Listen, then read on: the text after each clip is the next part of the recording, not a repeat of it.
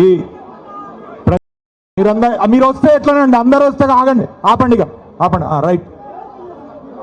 కేటీరామ్ ఆ మొమెంటో ఇవ్వయా వెంకట వీరయ్య గారు కొంచెం మొమెంటో మన అందరికీ తెప్పించింది. ప్లీజ్ దయచేసి మీరు ఒక చేయాలి. ఉపేంద్ర రెడ్డి అన్న ఒక్కసారి ప్లీజ్ లేకండి అన్న.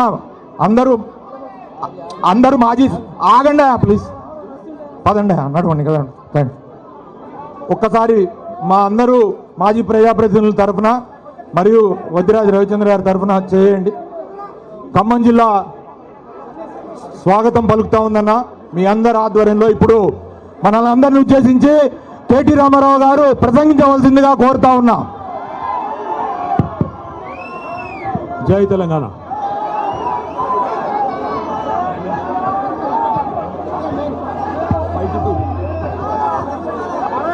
జై తెలంగాణ.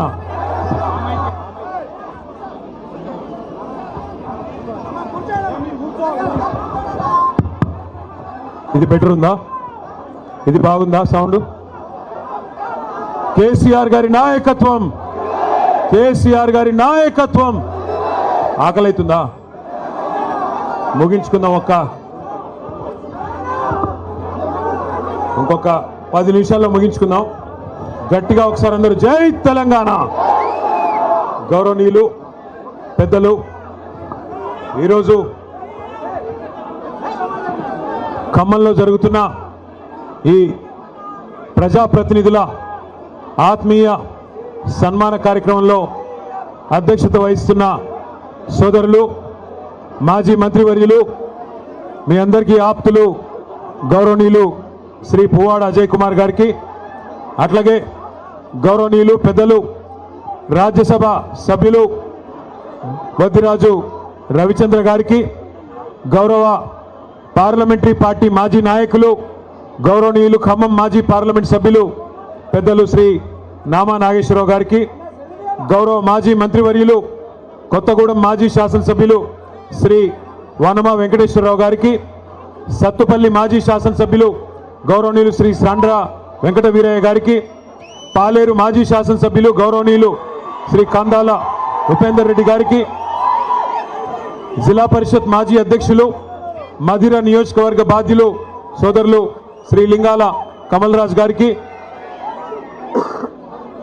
ఇల్లెందు మాజీ శాసనసభ్యురాలు సోదరి శ్రీమతి బానోత్ హరిప్రియ నాయక్ గారికి, గౌరవనీయులు వైరా మాజీ శాసనసభ్యురాలు సోదరి శ్రీమతి చంద్రావతి గారు, అశ్వరావుపేట మాజీ శాసనసభ్యులు అన్నగారు గౌరవనీయులు శ్రీ మెచ్చా నాగేశ్వరరావు గారు, గౌరవ మరొక మాజీ శాసనసభ్యులు అన్న శ్రీ తాటి వెంకటేశ్వర్లు గారు, సోదరులు గౌరవనీయులు శ్రీ ఆర్జేసి కృష్ణ గారు, రమణ గారు, తమ్ముడు మొన్ననే గ్రాడ్యుయేట్ ఎమ్మెల్సీ ఎన్నికల్లో మీ ఆశీర్వాదంతో పోటీ చేసి కొద్ది తేడాతోనే ఓడిపోయిన శ్రీ ఏనుగుల రాకేష్ రెడ్డి గారు, అట్లాగే మన మాజీ లైబ్రరీ చైర్మన్ కొత్తగూడెం భద్రాద్రి శ్రీ దిండిగాల రాజేందర్ గారు, ఖమ్మం మాజీ లైబ్రరీ చైర్మన్ శ్రీ కమర్ గారు, ఖమ్మం అట్లాగే మాజీ డిసిసిబి అధ్యక్షులు శ్రీ కూరాకుల నాగభూషయ్య గారు, గౌరవనీయులు శ్రీ ఉప్పల వెంకటరమణ గారు, గౌరవనీయులు బొమ్మెర రామ్మూర్తి గారు,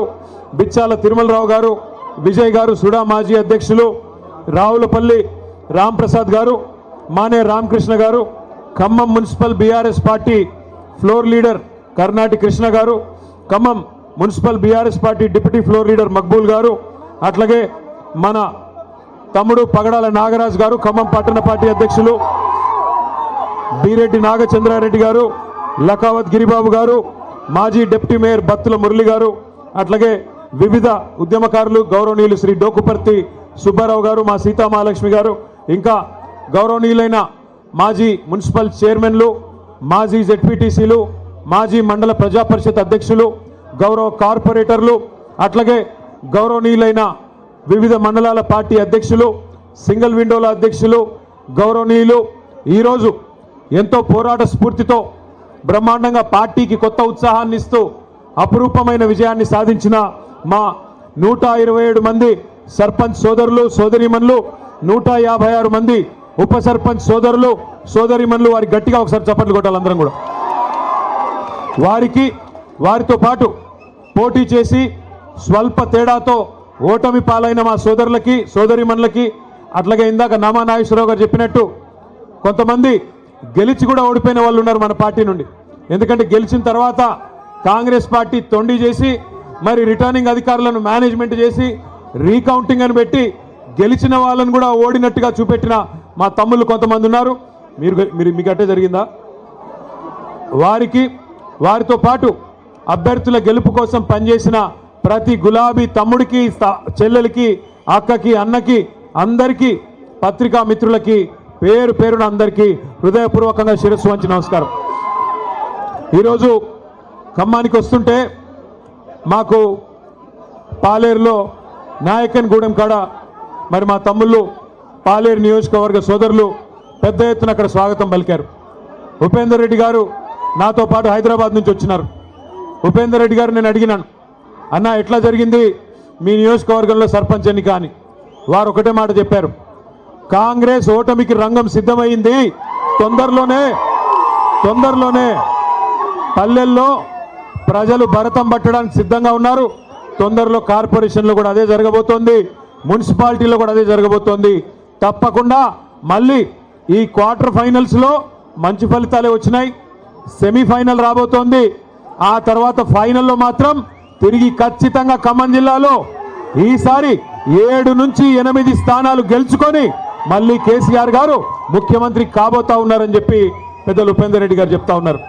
ఇది నా మాటో మీ మాటో కాదు, అక్కడి నుంచి ఇక్కడి దాకా వస్తూ ఉంటే ప్రజల స్పందన, ప్రజల హావభావాలు, వారి మాటలు ఇవన్నీ కూడా వింటూ వచ్చినాను.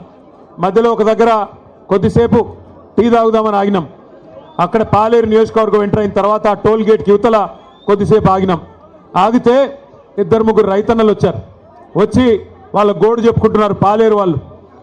అన్నా, మా ఎమ్మెల్యే గారు ఇప్పుడు మంత్రిగా ఉన్నారు, వ్యవసాయ మంత్రి గారు మా జిల్లా, 2 ఉన్నారు, ఉప ముఖ్యమంత్రి కూడా మా జిల్లానే, 3 మంత్రులు 3 మొనగాళ్ళు ఉన్నారు. కానీ దురదృష్టం ఒక్క యూరియా బస్తా దొరకడం లేదు. ఎవరికి చెప్పుకోవాలి, మేము ఎవరికి చెప్పుకోవాలా అని రైతన్నలు వచ్చి అడుగుతుంటే వారిని నేను ఒకటే అడిగినా, మరి మార్పు అన్నారు, మార్పు అని ఓటేశారు, బాగున్నదా మార్పు అని అడిగిన.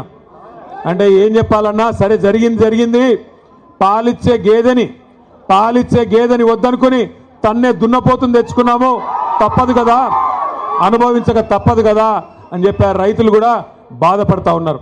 ఇవాళ నేను స్పష్టంగా చూస్తా ఉన్నా, ఖమ్మం ప్రజల్లో ఒక కాంగ్రెస్ పార్టీ మీద తీవ్రమైన వ్యతిరేకత, తీవ్రమైన కోపం కనబడతా ఉంది. సహజంగా మీరు అక్కడని నేను ఇక్కడంటే ఎవరికి కనబడుతుంది స్వామి, సహజంగా ఎప్పుడైనా స్థానిక సంస్థల ఎన్నికల్లో సహజంగానే నిజానికి అధికార పార్టీకి ఎంతో కొంత అడ్వాంటేజ్ ఉంటుంది. మీకు గుర్తుండాలి, మనం అధికారంలో ఉన్నప్పుడు పంచాయతీ ఎన్నికలు పెడితే కనీసం కాంగ్రెస్ వాళ్ళు ఎన్ని గెలిచారయ్యా అంటే వేళ్ల మీద లెక్క పెట్టుకోదగ్గర సంఖ్యలో తప్ప పర్ఫార్మెన్స్ లేదు, 10% లోపల తప్ప గెలిచిందేమీ లేదు. కానీ వాళ్ళ రాష్ట్ర వ్యాప్తంగా ఒక్క ఖమ్మంలోనో కొత్తగూడెంలోనో కాదు, రాష్ట్ర వ్యాప్తంగా కనుక చూసినట్టయితే 40% సర్పంచులు మన వాళ్ళు గెలిచారంటే ఇది మామూలు విషయం కాదు. అది కూడా 2 ఏళ్లలోపు జరిగిన ఎన్నికల్లో పరిస్థితి ఎట్లా ఉంది అంటే రానున్న రోజుల్లో పరిస్థితి ఎట్లా ఉండబోతుందో మనం అర్థం చేసుకోవచ్చు. తప్పకుండా ఒకటి మాత్రం పక్కా, ఇవాళ 2 ఏళ్లలోనే ప్రజలకు అర్థమైపోయింది. ఎన్నో ఆశలు, ఎన్నో అబద్ధాలు, ఎన్నో రకాల అలవిగాని హామీలు ఇవన్నీ ఇచ్చి అధికారంలోకి వచ్చింది కాంగ్రెస్ పార్టీ. 6 గ్యారంటీలు అన్నారు, 420 హామీలు ఇచ్చారు. పక్క నియోజకవర్గం మధిర, నాకు ఇంకా గుర్తుంది, ఆ వీడియో కూడా ఇక్కడ వేద్దామంటే స్క్రీన్ లేదు. డిప్యూటీ సీఎంగా ఉన్న ఆనాటి సిఎల్పి లీడరు, మధిర ఎమ్మెల్యేగా ఆనాడున్న బట్టి విక్రమార్క గారు ఆ రోజు అన్న మాట ఇంకా నాకు నా చెవుల్లో ఇంకా వినబడతా ఉన్నది. గ్యారంటీ కార్డులు పట్టుకొని ఆ రోజు ఆయన చెప్తా ఉన్నాడు, భద్రంగా పెట్టుకోండి, గ్యారంటీ కార్డులు భద్రంగా దాచిపెట్టుకోండి, 100 రోజుల్లో, ఇది చాలా విలువైన కార్డు, ఈ కార్డుని మరి భద్రంగా పెట్టుకుంటే 100 రోజుల తర్వాత మా గవర్నమెంట్ రాగానే 2,500 మహిళలకు ఇస్తాం, 4,000 రూపాయలు ముసలోళ్ళకి ఇస్తాం, తులం బంగారం ఇస్తాం, 2 లక్షల ఉద్యోగాలు ఇస్తాం, భద్రంగా పెట్టుకోండి కార్డు అన్నారు బట్టి గారు. మరి ఇవాళ నేను బట్టి గారిని అడుగుతున్నా, బట్టి గారు 100 రోజులు కార్డును పెట్టుకోమన్నారు, మరి ఇప్పుడు 2 ఏళ్ళు అయిపోయింది, ఇప్పుడు ఎక్కడ పెట్టుకోవాలి కార్డు? ఎక్కడ పెట్టుకోమంటావు ఇప్పుడు కార్డు చెప్పు? ఎక్కడ పోయింది నీ 2,500? ఎక్కడ పోయింది 4,000 పెన్షను? ఎక్కడ పోయింది తులం బంగారం? ఎక్కడ పోయినాయి స్కూటీలు? ఎక్కడ పోయినాయి విద్యా భరోసా కార్డులు? ఎక్కడ పోయినాయి 1,00,000 కోట్ల బడ్జెట్ బీసీలకి 42% రిజర్వేషన్లు? చెప్పుకుంటూ పోతే 420 హామీలు. ఒకటి కాదు, రెండు కాదు. సర్వభ్రష్ట ప్రభుత్వం ఇది. సర్వత్రా అందరినీ మోసం చేసిన ప్రభుత్వం. అక్కడ మా తమ్ముళ్ళు 30% అని పట్టుకున్నారు. అది ఎవరి గురించో మీకు తెలుసు. ఒక మంత్రి కాదు, మీ జిల్లాలో అందరు మంత్రులు 30% నడిపిస్తున్నారు. Be tax 30%. ఇక్కడ పక్కన పీ ట్యాక్స్ బాంబులేటి మంత్రి గారికి ఆయన ట్యాక్స్ కూడా 30%. ఏ భూమి ఆయన దగ్గర పోయినా 30% నాకు ఇచ్చేయమని అడుగుతున్నాడు బాంబులేటి గారు. అట్లాగే ఇక్కడున్న తుమ్మల గారు కూడా, ఆయన కూడా అదే పనిలో ఉన్నాడు. ఎవరికి వాళ్ళు ముగ్గురు ఇవాళ ఏ ఒక్కరు కూడా జిల్లాకి పనికొచ్చే ఒక్క పని కూడా చేయడం లేదు. ముగ్గురు మోసగాళ్ళు, మొనగాళ్ళు కాదు. ఒకటి మాత్రం వాస్తవం, ఈ ముగ్గురు మోసగాళ్ళకి అసలైన నాయకుడు ఎవడా అంటే అలీబాబా పైన ఉన్నాడు. ఇక మీరు చూస్తూనే ఉన్నారు ఆయన కథ. అయితే నోరు బారేసుకోవడం, జర్ర జర్ర జర్ర జర్ర జర్ర జర్ర తొందరపడక నన్ను మాట్లాడండి. ముందే గొంతు బాలేదు, మాట్లాడండి. నేను ఒక్కసారి మీరు దయచేసి ఆలోచించాలని కోరుతా ఉన్నా. 2 ఏళ్ళు అయిపోయింది. ఎన్ని ఈస్ట్ మన్ కలర్లో సినిమాలు చూపెట్టారు. అద్భుతమైన రంగుల కళ లాంటి సినిమా. మీకు ఇది ఇస్తాం, అది ఇస్తాం, అది చేస్తాం, ఇది చేస్తాం. 2 ఏళ్లలో ఏం చేశారు ఖమ్మానికి నేను అడుగుతున్నా. ఈ జిల్లాలో కేసీఆర్ గారు 7.5 లక్షల ఎకరాలకు నీళ్ళు ఇవ్వాలని చెప్పి, గోదావరి జలాల మీద పూర్తి హక్కు ఖమ్మం జిల్లాకి దక్కాలని చెప్పి, ఎందుకంటే మీ తర్వాత కిందికి ఆంధ్ర నుంచి కిందికి సముద్రంలోకి నీళ్లు పోతాయి. తెలంగాణలో కిందేమీ లేదు ఇంకా ఖమ్మం తర్వాత, కొత్తగూడెం తర్వాత. కాబట్టి మన నీళ్లు, మన గోదావరి నీళ్లు మరి ఏవైతే పూర్తి స్థాయిలో ఖమ్మం జిల్లాకి దక్కాలో దానికోసం సీతారామ సాగర్ అనే ప్రాజెక్టును అద్భుతంగా డిజైన్ చేసి 7.5 లక్షల ఎకరాలు, కొత్తగా 3,40,000 ఎకరాల ఆయకట్టు, అట్లాగే స్థిరీకరించబడే ఆయకట్టు ఏదైతే ప్రస్తుతం కృష్ణ కింద ఉందో, ఎన్ఎస్పి కింద ఉందో దాన్ని కూడా స్థిరీకరించడానికి మరొక 3.5 లక్షల ఎకరాలకి, మొత్తం కలిపి 7.5 లక్షల ఎకరాలకి నీళ్ళిచ్చే ప్రతిపాదించే ప్రాజెక్టు సీతారామ సాగర్. ఏనుగెళ్ళింది తోక చిక్కింది అన్నట్టు 90% పనులు కేసీఆర్ గారే పూర్తి చేసినారు. చేసి చివరికి మనం దిగిపోయే నాడు డిసెంబర్ 2023లో కట్టిన ఇల్లు పెట్టిన పొయ్యి అన్నట్టుగా వీళ్ళ చేతికి తాళాలు ఇచ్చి మనం పక్కకు తప్పుకున్నాం. 2 ఏళ్ళైంది. ఏం చేశారు మరి? అశ్వారావుపేటలో ఈరోజు నిజానికి ఒక్క సీతారామ సాగర్ ద్వారా 130,000 ఎకరాలకి నీళ్ళు ఇచ్చేదానికి కేసీఆర్ గారు డిజైన్ చేశారు. సత్తుపల్లి నియోజకవర్గంలో కల్లూరు కావచ్చు, వేంసూరు కావచ్చు, పెనుబల్లి కావచ్చు, 4 మండలాల్లో 40,000 ఎకరాలకు నీళ్ళు ఇవ్వడానికి సీతారామ సాగర్ని కేసీఆర్ గారు డిజైన్ చేశారు. ఇవాళ ఇల్లెందు నియోజకవర్గంలో 20,000 ఎకరాలకు నీళ్లు రావాలి. కొత్తగూడెంలో 10,000 ఎకరాలకు రావాలి. అట్లాగే వైరా నియోజకవర్గంలో 20,000 ఎకరాలకు నీళ్లు రావాలి. కానీ ఇల్లెందును కట్ చేసి, ఇల్లెందుకి నీళ్లు పోకుండా చేసి వాళ్ళ అక్కడి నుంచి కూడా అఖిలపక్ష నాయకులు వచ్చిన్నారు.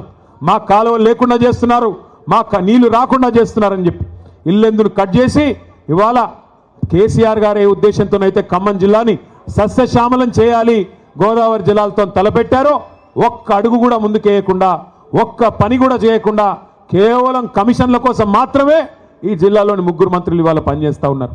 వాస్తవానికి 2 ఏళ్లలో ఏం జరిగింది, ఏం ఒరిగింది తెలంగాణకి అంటే ఒక్క మాటలో చెప్పేయచ్చు.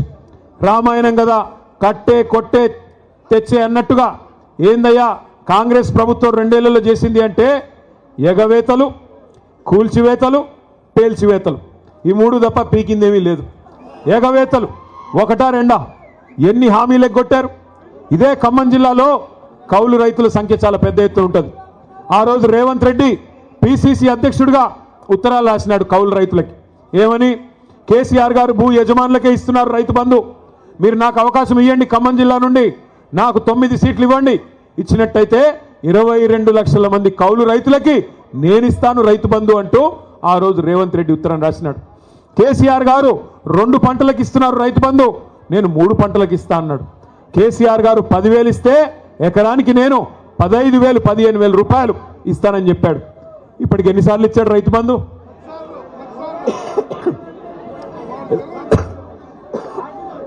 బూతులొద్దు కానీ 15,000 ఇస్తానని చెప్పి 12,000 కుదించి అది కూడా ఇప్పటికి ఇచ్చింది ఒక్కసారి. 2 సార్లు ఎగ్గొట్టిండు. మొదటిసారి కేసీఆర్ గారు పెట్టిందే ఆ 5,000 రూపాయలు ఇచ్చాడు తప్ప ఒక్కసారి.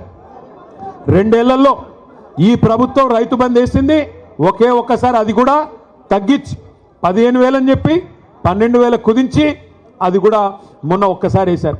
మళ్ళీ ఇప్పుడు సంక్రాంతి పండుగ రాబోతా ఉంది. మరి ఇప్పుడు వేస్తారో వేయరో ఎవరికి తెలియదు. ఎంత దారుణం అంటే కౌలు రైతులను మర్చిపోయారు. 3 పంటలకు రైతు బంధు ఇస్తామన్నది మర్చిపోయారు. 15,000 మర్చిపోయారు. రైతు కూలీలకు పెద్ద పెద్ద కానీలు చెప్పారు. రైతు కూలీలకు కూడా నెలకు 1,000 రూపాయలు చొప్పున ఇస్తామన్నారు. 25 నెలలు అయిపోయింది. మరి వచ్చినాయా నెలకు 1,000 రూపాయలు ఎవరికన్నా రైతు కూలీలకి? ఎక్కడా ఎవరికేం లేదు. ఇందిరమ్మ ఆత్మీయ భరోసా అన్నారు, వచ్చిందా ఎవరికన్నా ఆత్మీయ భరోసా? రైతులకు, కౌలు రైతులకు, రైతు కూలీల సంగతి దేవుడెరుగు. ఇవాళ షాపుల్లో యూరియా అనేది దిక్కులేదు. షాపుల్లో యూరియా లేక యూరియా కోసం లైన్లు కడుతుంటే రైతులు, మరి మన తమ్ముళ్ళందరూ వీడియోలు తీసి వాట్సాప్లలో పెడుతుంటే ప్రభుత్వం పరువు పోతుందని చెప్పి ఒక కొత్త నాటకానికి శ్రీకారం చుట్టారు. ఏమని? యాప్ అంట. యాప్లో వస్తుంది. యాప్లో ఎప్పుడు వస్తుంది? షాపులో ఉంటాయి కదా, అక్కడ షాపులోనే లేదు, యాప్లో ఎడికెళ్ళి వస్తుంది. ఇప్పుడు ఈ యాప్ కూడా పనిచేయట్లేదు. యాప్ పనిచేయకపోతే ఇప్పుడు కొత్త నాటకం మళ్ళోటి. కార్డు అంట, కార్డు. ఇక గ్యారంటీ కార్డులు అయిపోయినాయి, యూరియా కార్డు కావాలంటే ఇప్పుడు. మరి నేను అడుగుతా ఉన్నా, ఒక్కసారి ఖమ్మం జిల్లా రైతన్నలు ఆలోచించాలా. కేసీఆర్ గారు 10 ఏళ్ళు పరిపాలించినప్పుడు ఏ యాప్ అవసరం పడలేదు, ఏ కార్డు అవసరం పడలేదు. ఆటో వాడికి 4 రూపాయలు ఇస్తే బాయి కాడికి తీసుకొచ్చి బంగారం లాగా 6 కావాలంటే 6, 10 కావాలంటే 10 యూరియా బస్తాలు బాయి కాడికే వచ్చేది. మరి ఈరోజు ఈ దౌర్భాగ్యులు వచ్చిన తర్వాత, ఈ వ్యవసాయం తెలవని ముఖ్యమంత్రి గారు వచ్చిన తర్వాత, నీళ్ల గురించి కనీస అవగాహన లేని ముఖ్యమంత్రి వచ్చిన తర్వాత రైతన్నలకి ఈ కష్టం వచ్చి పడింది. నేను ఏదో దుగ్ధతోనో బాధతోనో మాట్లాడడం లేదు. నేను ఎందుకు చెప్తా ఉన్నానంటే, ఎందుకు చెప్తా ఉన్నా అంటే, ఈ ముఖ్యమంత్రి గారికి నదీ జలాల మీద కనీస అవగాహన లేదు. గోదావరిలో, కృష్ణా నదిలో మన హక్కుల గురించి కనీస అవగాహన లేదు. గోదావరి ప్రవహిస్తే ఉమ్మడి ఆంధ్రప్రదేశ్లో మనకి అక్కడ బాసర అవతల ఎంటర్ అవుతే ఇక్కడ భద్రాచలం దాకా ఉంటుంది. 79% ఉమ్మడి ఆంధ్రప్రదేశ్లో కూడా గోదావరి పరివాహక ప్రాంతం తెలంగాణ ప్రాంతంలో ఉంటుంది. కృష్ణా పరివాహక ప్రాంతంలో 69% ఉమ్మడి ఆంధ్రప్రదేశ్లో కూడా తెలంగాణ భూభాగంలో ఉంటుంది. మరి అలాంటప్పుడు 79% నదీ పారకం ఇక్కడ ఉండి, క్యాచ్మెంట్ ఏరియా ఇక్కడ ఉండి, బాసరా టు భద్రాచలం గోదావరి ఉండి మనకు నీళ్లు రాకపోవడం ఏందని చెప్పి కేసీఆర్ గారు కొట్లాడిందే ఆ నీళ్ల కోసం. కానీ ఈ ముఖ్యమంత్రి రేవంత్ రెడ్డి గారు వచ్చిన తర్వాత ఆయన అధికారులను అడుగుతుంటే, దాన్ని టీవీ వాళ్ళు చూపెడుతుంటే మనం సిగ్గుపడాల్సి వస్తున్నది. ఆయన అడుగుతున్నాడు, దేవాదుల ఏ బేసిన్లో ఉన్నది? గోదావరి బేసిన్లో ఉన్నదా అని అడుగుతున్నాడు. ఎక్కడో ఉత్తర భారతదేశంలో ఉండే బాక్రా నంగల్ ప్రాజెక్టు, అప్పుడెప్పుడో నెహ్రూ గారు కట్టిన ప్రాజెక్టు, అక్కడ హిమాచల్ ప్రదేశ్లో ఉంటుంది. స్వాతంత్ర దినోత్సవం నాడు ముఖ్యమంత్రి గారు చెప్తున్నారు, బాక్రా నంగల్ ప్రాజెక్టు తెలంగాణలో ఉన్నదంట. మనకు తెలియదా? అంటే ఇంత గొప్ప ముఖ్యమంత్రి, నదులు తెలియదు, నీళ్లు తెలియదు. చివరికి ఎట్లాంటి పరిస్థితి అంటే, ఈరోజు ఈ ముఖ్యమంత్రి గారిని చూస్తూ ఉంటే నిజంగా జాలేస్తూ ఉన్నది. 2 ఏళ్ళు ఆయన అసమర్థతను కప్పిపుచ్చుకోవడానికి, ఆయన చేతగాంతనాన్ని, ఆయన ఫెయిల్యూర్స్ని, ఆయన హామీలు అమలు చేయలేని అసమర్థతను కప్పిపుచ్చుకోవడానికి పచ్చి అబద్ధాలకు ఎత్తుకున్నాడు. ఏం మాట్లాడినా, ఏం అడిగినా, ఏమయ్యా రేవంత్ రెడ్డి గారు ఎందుకు అమలు చేయవు?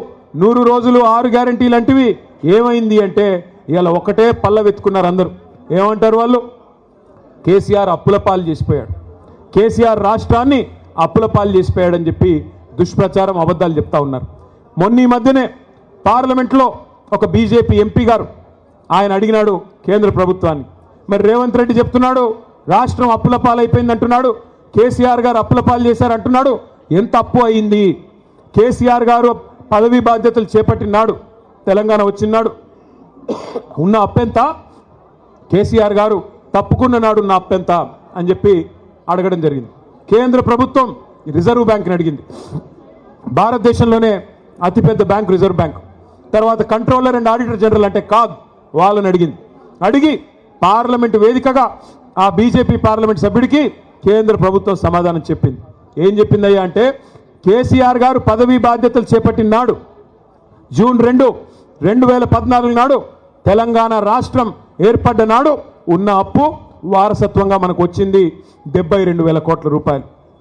కేసీఆర్ గారు పదవి నుండి దిగిపోయిన నాడు డిసెంబర్ 3, 2023 నాడు మన రాష్ట్రం యొక్క అప్పు 3,50,000 కోట్లు. అంటే ఆ 3,50,000 కోట్లలో ఆ 72 తీసేస్తే 9.5 ఏళ్ల కాలంలో కేసీఆర్ ప్రభుత్వం చేసిన అప్పు కేవలం 2,80,000 కోట్లు మాత్రమే అని చెప్పి నేను చెప్పడమో, అజయ్ గారో, నామా గారో, రవిచంద్ర గారో చెప్తున్న మాట కాదు. కేంద్ర ప్రభుత్వం చెప్తున్న మాట, రిజర్వ్ బ్యాంక్ ఆఫ్ ఇండియా చెప్తున్న మాట. వాళ్ళు చెప్పేదేమో 2,80,000 కోట్లు. బట్టి గారిని అడిగితే 6 లక్షల కోట్లు అంటాడు, తుమ్మలను అడిగితే 7 లక్షల కోట్లు అంటాడు, బాంబులేటిని అడిగితే 8 లక్షల కోట్లు అంటాడు, రేవంత్ రెడ్డిని అడిగితే 10 లక్షల కోట్లు అంటాడు. నోరే కదా, ఏముంది, ఎటు పడితే అటు మాట్లాడచ్చు. ప్రజలు వెర్రోళ్ళు కదా, నమ్ముతారులే అనుకుంటున్నారు ఈ సన్నాసులు. నేను ఒకటే గుర్తు చేస్తా ఉన్నా, ఎస్, కేసీఆర్ గారు అప్పు చేశారు. 2,80,000 కోట్ల అప్పు చేసిండు కేసీఆర్. చేసి ఏం చేసిండు? 73,000 కోట్ల రూపాయలు 70 లక్షల రైతుల ఖాతాల్లో 11 సార్లు రైతు బంధు రూపంలో వేసిన నాయకుడు కేసీఆర్. ఎస్, కేసీఆర్ గారు అప్పు చేశారు. అప్పు చేసి ఏం చేశాడు కేసీఆర్? ఒక్కొక్క రైతుకి రైతు బీమా ఇచ్చి లక్షల మంది రైతులకి 5 లక్షల రూపాయలు చొప్పున చనిపోతే ఎవరైనా నష్టపరిహారం అందించారు కేసీఆర్ గారు. ఎస్, కేసీఆర్ గారు అప్పు చేశారు. 9.5 ఏళ్ళు ఒక్క ఉచిత కరెంటు కోసమే వ్యవసాయానికి 50,000 కోట్ల రూపాయలు ఖర్చు పెట్టింది కేసీఆర్ ప్రభుత్వం రైతన్నల కోసం. ఎస్, కేసీఆర్ గారు అప్పు చేశారు.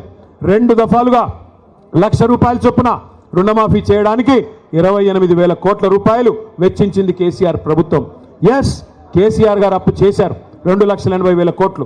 ఆ అప్పుతో 1,022 గురుకుల పాఠశాలలు పెట్టి 6.5 లక్షల మంది మన పిల్లలకి 6.5 లక్షల మంది పిల్లలకి ఒక్కొక్క అమ్మ మీద, ఒక్కొక్క అమ్మాయి మీద, ఒక్కొక్క తమ్ముడి మీద 1,20,000 రూపాయలు సంవత్సరానికి ఖర్చు పెట్టి నాణ్యమైన విద్య అందించారు.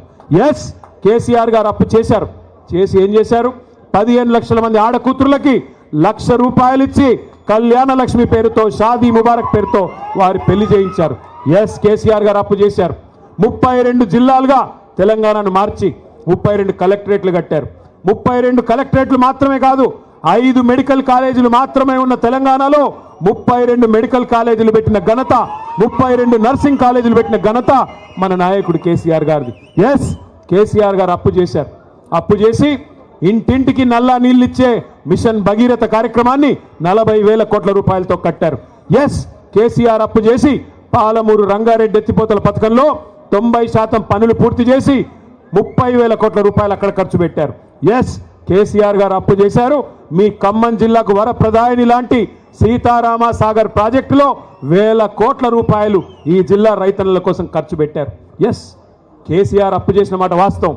కానీ కేసీఆర్ చేసిన అప్పు మన భవిష్యత్తు మీద పెట్టిన పెట్టుబడి, తెలంగాణ పిల్లల కోసం పెట్టిన పెట్టుబడి, తెలంగాణ రైతుల కోసం పెట్టిన పెట్టుబడి తప్ప కేసీఆర్ గారు మీలాగా దోచుకోలేదు. మీరేం చేస్తున్నారు 2 ఏళ్లలో చెప్పండి? కేసీఆర్ గారు ఆ ప్రభుత్వం ఉన్నప్పుడు బ్రహ్మాండంగా రైతులకి నాట్లేసే టైంకి మీ ఫోన్లన్నీ టింగు టింగు టింగుమని మోగేది, రైతు బంధు మీ ఖాతాల్లో పడేది, 1,000 కోట్ల రూపాయలు మీ ఖాతాల్లోకి వచ్చేది. కానీ ఇవాళ 1,000 కోట్ల రూపాయలు టకీమని పోతున్నాయి. ఎక్కడికి పోతున్నాయి? ఎక్కడికి? ఢిల్లీకి పోతున్నాయి. రాహుల్ గాంధీ గారికి సామంతరాజులు కప్పం కట్టకపోతే పోస్ట్ ఊస్టింగే కదా. నెలకి 100 కోట్లు కట్టకపోతే, 60 నెలలకు 6,000 కోట్లు కట్టకపోతే పోస్ట్ ఊస్టింగే. నెలకు ఒకసారి పోవాలి, కాళ్ళు మొక్కాలి, కప్పం కట్టాలి, పోస్టు భద్రంగా ఉందా లేదా చూసుకోవాలి. అది తప్ప ఏంది నువ్వు పీకింది అని అడుగుతా ఉన్నా రేవంత్ రెడ్డిని. 2 ఏళ్ళు బూతు మాటలు తప్ప ఏమన్నా ఒక్క మంచి పని ఎవరికోసమన్నా ఒకరికని చేసింటే దయచేసి చెప్పమని నేను అడుగుతా ఉన్నా. ఇవాళ బూతు మాటలు అంటే చండాలమైన మాటలు, నాకు ఇష్టం ఉండదు, కానీ తప్పట్లేదు.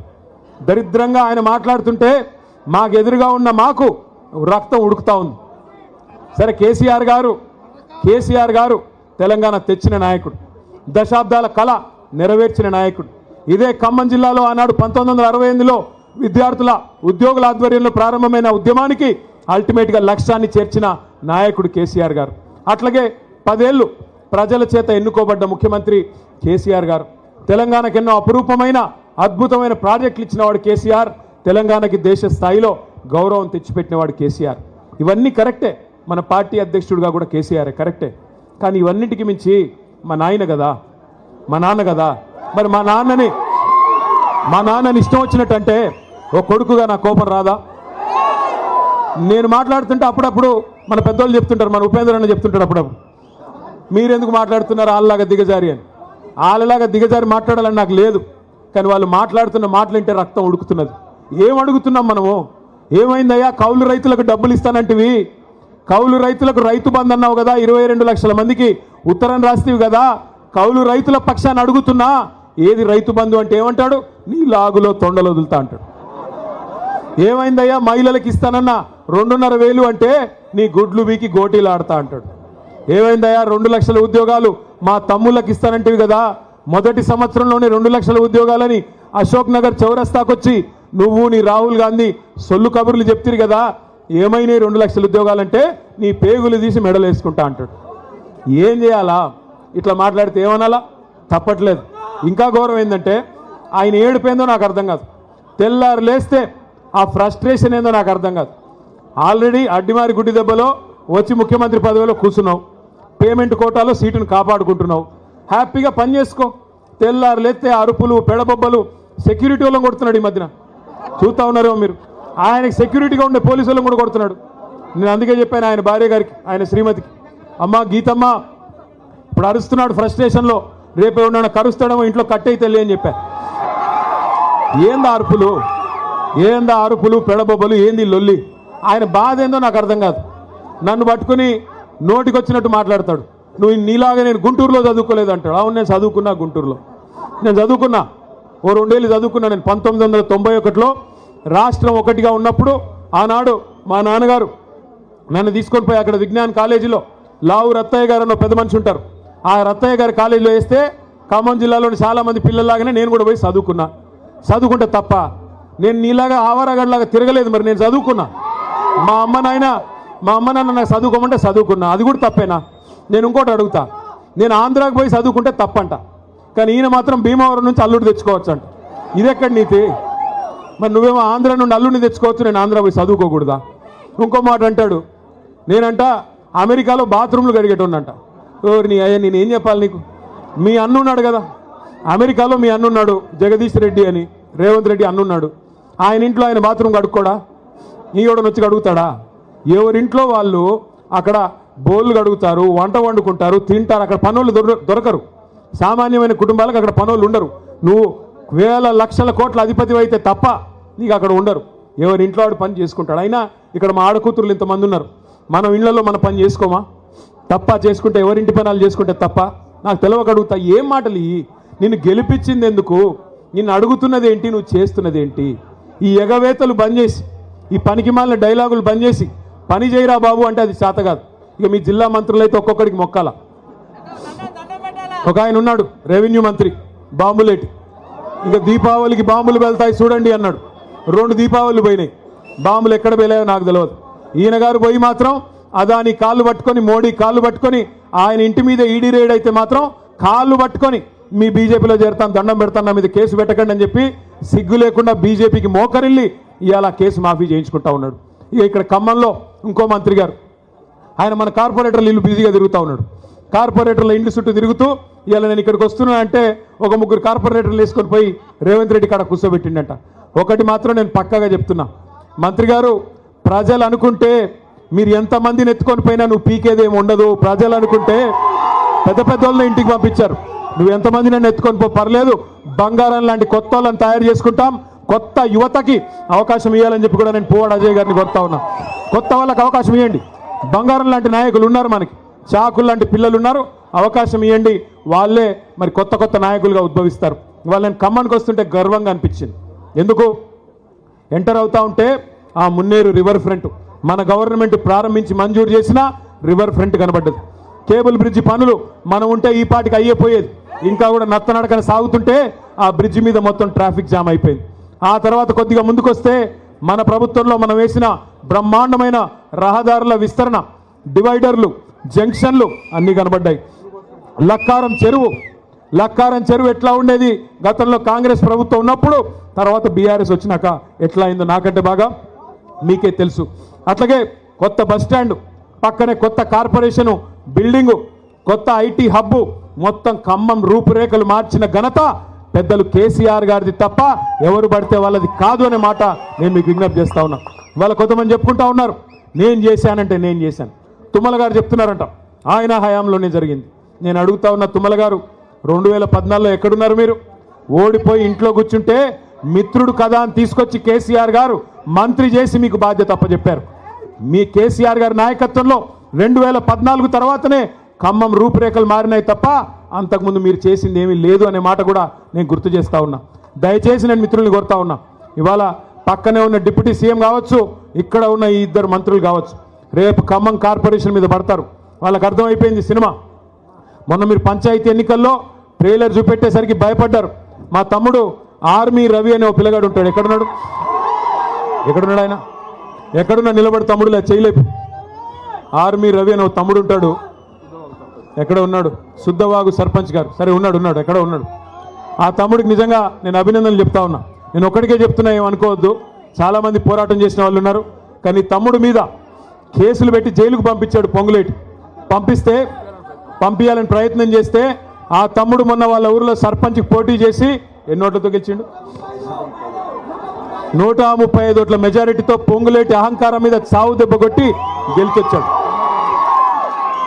చిన్న గ్రామ పంచాయతీలో 135 ఓట్ల మెజారిటీ.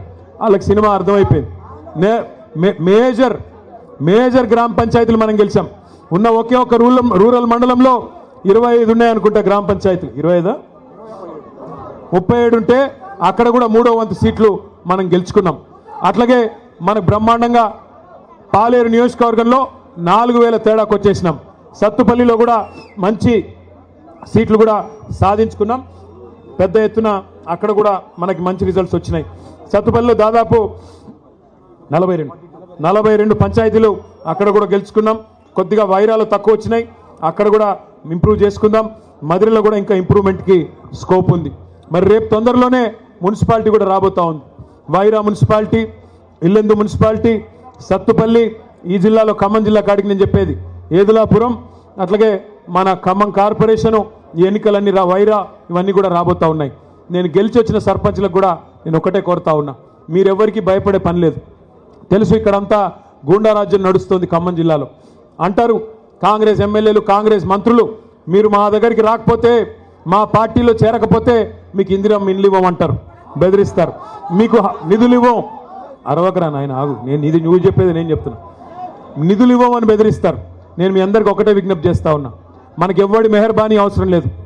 మీకు రక్షణగా గెలిచిన సర్పంచ్లకి మీకు రక్షణగా ఉండేది డాక్టర్ బాబాసాహెబ్ అంబేద్కర్ రాసిన రాజ్యాంగమే మీకు రక్షణ అనే మాట నేను విజ్ఞప్తి చేస్తా ఉన్నా. రాజ్యాంగంలో అంబేద్కర్ గారు స్పష్టంగా రాశారు, భారతదేశంలో 5 అంచెల్లో ప్రభుత్వాలు ఉంటాయి. పైన కేంద్ర ప్రభుత్వం, కొద్దిగా కిందికి వస్తే రాష్ట్ర ప్రభుత్వం, ఆ తర్వాత జిల్లా స్థాయిలో జిల్లా పరిషత్తు, దాని కిందికి వస్తే మండల పరిషత్తు, మున్సిపాలిటీలు, కింద గ్రామ పంచాయతీలో సర్పంచ్ గారు. గ్రామ పంచాయతీ సర్పంచ్ పవర్ ఏంటి అంటే, రాష్ట్రానికి ముఖ్యమంత్రి ఎట్లానో అట్లాగే గ్రామ పంచాయతీకి సర్పంచ్ కూడా అదే పవర్ ఉంటుంది. మీరు ఎవరికి భయపడాల్సిన పని లేదు. ఫైనాన్స్ కమిషన్ ఇచ్చే డబ్బులు మీకు రాజ్యాంగబద్ధమైన హక్కుగా ఎవరి మెహర్బానీ కానీ ఇంకోటి కానీ అవసరం లేకుండా డైరెక్ట్గా పంచాయతీల ఖాతాల్లోకి రావాలి. ₹1 ఫైనాన్స్ కమిషన్ డబ్బులు విడుదలైతే అందులో 85% డైరెక్ట్గా గ్రామ పంచాయతీ అకౌంట్లోకి వస్తాయి. ఒక 10% మీకు మండల పరిషత్ అకౌంట్లోకి, 5% జిల్లా పరిషత్ అకౌంట్లోకి వస్తాయి. అట్లా ₹1 సద్వినియోగం కావాలి. కేసీఆర్ గారి ప్రభుత్వం ఉన్నప్పుడు ₹1 ఫైనాన్స్ కమిషన్ వాళ్ళు రిలీజ్ చేస్తే మరొక ₹1 మనం రాష్ట్ర ప్రభుత్వం నుండి రిలీజ్ చేసి పల్లె ప్రగతి అనే కార్యక్రమానికి శ్రీకారం చుట్టి నెల టంచన్గా డబ్బులు ఇచ్చేవాళ్ళం. అందుకే భారతదేశంలో ఉత్తమ పంచాయతీలు ఎక్కడున్నాయి టాప్ 20 అని తీస్తే 20కి 20 కూడా మన తెలంగాణలో ఉన్నాయని చెప్పి కేసీఆర్ గారి ప్రభుత్వంలో ఆనాడు కేంద్ర ప్రభుత్వం కూడా అవార్డులు ఇచ్చింది. భారతదేశంలో ఎక్కడ ఏ రాష్ట్రంలో ప్రతి గ్రామానికి ట్రాక్టరు, ప్రతి గ్రామానికి ట్యాంకరు, ప్రతి ఊర్లో ఒక వాటర్ ట్యాంకు, ప్రతి ఇంటి ముందు నల్ల, ప్రతి ఊర్లో ఒక డంపింగ్ యార్డు, ప్రతి ఊర్లో ఒక వైకుంఠధామం, ఇట్లాంటి అద్భుతమైన కార్యక్రమాలు భారతదేశంలో ఎవరు చేయలేదు. హరితహారం లాంటి కార్యక్రమం భారతదేశంలో ఎక్కడా చేయలేదు. అందుకే కేసీఆర్ గారి నాయకత్వంలో అటు పల్లెలు బాగు చేసుకున్నాం, ఇటు పట్టణాలు బాగు చేసుకున్నాం, సర్వత్రా అభివృద్ధి సాధించాం. కానీ ప్రజలు ఒక ఒరవడిలో మీరేమనుకున్నారంటే ఖమ్మం జిల్లా వాళ్ళు చాలామంది, నేను చెప్పేది నిజమా కాదా చెప్పండి, మీరు నేను చెప్పేది నిజమా కాదా ఒకసారి ఆలోచించి చెప్పండి. ఏమనుకున్నారు మీరంటే పోతే గీతే మా ఒక్క ఎమ్మెల్యే పోతాడు, కేసీఆర్ గారు అయితే ఉంటారు కదా అనుకున్నారు. అవునా అనుకున్నారు? నిజమేనా? పోతే మా ఎమ్మెల్యే పోతాడేమో, కేసీఆర్ గారు అయితే ఉంటారు అనుకున్నారా? అట్లా మీరు కొద్దిగా అరుపులు తగ్గిస్తే నేను మాట్లాడతాను. అట్లా అన్ని నియోజకవర్గాల వాళ్ళు అనుకున్నారు మీ జిల్లాలో. అందుకే ఏమైంది, అన్ని సీట్లు పోయింది. దయచేసి ఈసారి అట్లాంటి తప్పు చేయబాకండి. ఒకసారి బీ ఫార్మ్ ఇచ్చిన తర్వాత కారు గుర్తు మీద ఎవరైనా అభ్యర్థి మున్సిపల్ ఎన్నిక కావచ్చు, జిల్లా పరిషత్ ఎన్నిక కావచ్చు, శాసనసభ ఎన్నిక కావచ్చు, పార్లమెంట్ ఎన్నిక కావచ్చు, గల్లీ టు ఢిల్లీ ఏ ఎన్నికైనా కావచ్చు, కారు గుర్తు మీద ఎవరు వచ్చినా కేసీఆర్ గారు నిలబడ్డారనుకొని కళ్ళు మూసుకుని కారు గుర్తు కొట్టేయండి తప్ప దయచేసి కోపాలు, తాపాలు, భిన్న అభిప్రాయాలు మనకొద్దు. మనం ఐకమత్యంగా పోరాటం చేస్తే ఇంత అద్భుతమైన నాయకత్వం ఈ వేదిక మీద మీకుంది. అన్ని కులాలు, అన్ని మతాలు, అన్ని సీనియర్లు ఉన్నారు, జూనియర్లు ఉన్నారు, అందరూ ఉన్నారు. కాబట్టి మనం గట్టిగా ఐకమత్యంగా పనిచేస్తే ఖచ్చితంగా వచ్చే శాసనసభ ఎన్నికల్లో 7-8 సీట్లు ఉమ్మడి ఖమ్మం జిల్లాలో తప్పకుండా గెలుస్తామన్న విశ్వాసం నాకుంది. దయచేసి కాకపోతే నేను మిమ్మల్ని కోరేది, మనం తొందరలోనే మున్సిపల్ ఎన్నికలు ముగిసిన తర్వాత సభ్యత్వ నమోదు కార్యక్రమం, కొత్త కమిటీల ఏర్పాటు అవన్నీ కూడా ఉంటాయి. మండల కమిటీలు కానీ, జిల్లా కమిటీలు కానీ, నియోజకవర్గ స్థాయిలో పదవులు కానీ కొత్తగా చాలామందికి ఇచ్చుకునే అవకాశం కూడా ఉంటుంది. దయచేసి అందరం కూడా పెద్దలు కేసీఆర్ గారి ఆలోచన మేరకి ఈ సంవత్సరం మొత్తం కూడా 26వ సంవత్సరంలో ఒకవైపు ప్రజల కోసం పోరాటాలు చేస్తూనే మరొక వైపు పార్టీ నిర్మాణం మీద దృష్టి పెట్టి ముందుకు పోదామని చెప్పి మీ అందరికీ విజ్ఞప్తి చేసుకుంటూ, ఇప్పటికీ ఆకలి అవుతున్నట్టుంది మీ అందరికీ. ఇంతకంటే ఎక్కువ మీ ఓపికకి పరీక్ష పెట్టకుండా ఒక్క నిమిషం దయచేసి సర్పంచుల సన్మానం ఇది. మీరు సర్పంచులు కాని వాళ్ళందరూ ఎక్కడో అక్కడ కూర్చోవాలా. సర్పంచులు సన్మానం అయిన తర్వాత మిగతా వాళ్ళని కలుద్దాం. దయచేసి ఓపికగా సహకరించాలని చెప్పి కోరుతూ మళ్ళీ ఒకసారి పేరున మీ అందరికీ నమస్కారాలు తెలియజేస్తూ జై తెలంగాణ. దయచేసి మీరు కూర్చోవాలి, అందరూ మీరు కూర్చోవాలి. మేము నియోజకవర్గ వారీగా సర్పంచులను పిలుస్తాము. మీరు మిగతా కూర్చోండి సార్. మీరు కూడా ఇన్ఛార్జీలు లేవద్దు. డయాస్ మీద ఉన్న వాళ్ళు కూడా నో బొకేలు కూడా ఎవరు లేరండి. తర్వాత సర్పంచులు అయిపోయిన తర్వాత ముందుగా రఘునాథపాలెం మండలం ప్రెసిడెంట్ వీరునాయక్ గారు, రఘునాథపాలెం మండల సర్పంచ్, ఒకసారి వాళ్ళ పేర్లు పిలవాల్సిందిగా ఆర్జేసి కృష్ణ గారిని. నెక్స్ట్ వచ్చి సత్తుపల్లి కాన్స్టిట్యున్సీ సర్పంచులు అందరూ ఇటు వచ్చి నిలబడాలి. తర్వాత సత్తుపల్లి కాన్స్టిట్యున్సీ సర్పంచులు అందరూ ఇటు వచ్చి నిలబడాలండి. ప్లీజ్ దయచేసి రావాలి, పిలవండి. బజ్జే తండ నునావత్ పెంటే